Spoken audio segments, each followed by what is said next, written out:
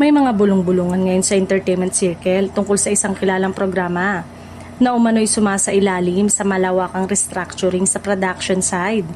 Ayon sa ilang nakakaalam, hindi raw ito basta simpleng pagbabago kundi may kinalaman na rin sa tinatawag na cost-cutting measures.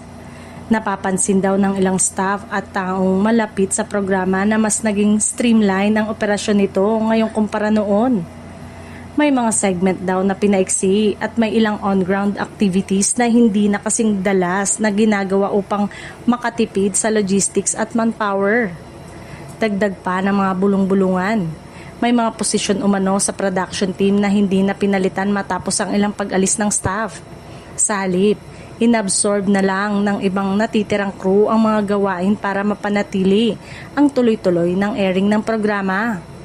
Hindi na rin umano maikakaila na patuloy na umaayon ng show sa pagbabago ng audience, behavior at advertising climate.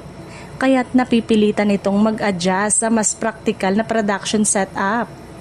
May mga nagsasabi rin na posibleng ito ay bahagi ng mas malawak na plano ng network para gawing mas sustainable ang kanilang mga flagship program sa gitna ng tumitinding kompetisyon at pagbabago sa TV industry.